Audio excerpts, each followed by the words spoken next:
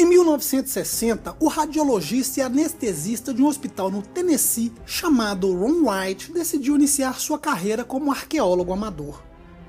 Estudou e investigou até o ano de 1977, data de sua morte. No entanto, em 1999, investigadores de diferentes locais do mundo trouxeram a público o que esse homem havia encontrado, revelando uma das descobertas mais polêmicas da história. Tudo aconteceu quando Ron Wright e seus 2 filhos foram ao Monte Golgotá, chamado Monte da Caveira, nas antigas muralhas de Jerusalém. Lá se depararam com o lugar exato onde Jesus de Nazaré e os 2 ladrões foram crucificados, conforme relata a Bíblia. No local havia 3 furos quadrados de 60 centímetros de profundidade, que estava coberto por lajes de pedra. Então pensaram: bem aqui, coberto por lajes, exatamente aqui, quem sabe lá dentro esteja a Arca da Aliança. Motivado pela possibilidade, o pesquisador pediu autorização das autoridades israelenses para iniciar as escavações na área, porém, o que encontrasse deveria ser entregue às autoridades. Após ser autorizado, ele e os filhos cavaram e depois de um longo tempo encontraram uma caverna de 6 metros de profundidade. E para seu espanto, não encontraram a Arca da Aliança. Porém, havia algo assombroso. Na caverna havia restos de sangue seco. Foi então que o grupo se lembrou que no Evangelho de São Mateus se menciona que após a morte de Jesus houve um terremoto e a terra se abriu. Um soldado lançou sua lança contra o corpo do Filho de Deus para confirmar sua morte e o sangue acabou jorrando. A água deve ter levado o sangue através de uma das rachaduras causadas pelo terremoto, chegando assim até a caverna. Então, após juntar as peças, Ron pensou: era o lugar da crucificação e esse pode ser o sangue de Jesus. Por curiosidade, o pesquisador recolheu amostras do sangue e levou para analisar. Mas ele sabia que com sangue seco seria dificílimo obter o número de cromossomos, porém decidiu tentar e quem sabe obter outros resultados. Então, de maneira secreta, escondido das autoridades, levou o material ao laboratório especializado e pediu para analisá-lo, entretanto queria estar presente no momento da análise.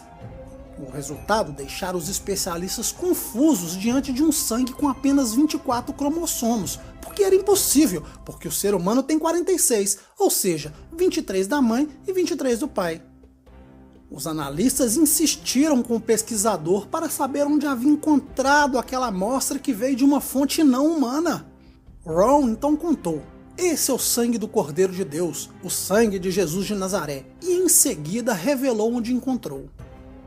A revelação causou grande impacto e rapidamente chegou às autoridades israelenses, que imediatamente negaram a descoberta do pesquisador. Ele deveria ser preso porque, além de não ter permissão para escavar, nunca o viram na vida. Então, usaram toda a força do governo para acabar com sua curta carreira. No entanto, o mais improvável aconteceu. O pesquisador disse que teria provas do contrário, mostrou sua imagem junto ao responsável por antiguidades israelenses.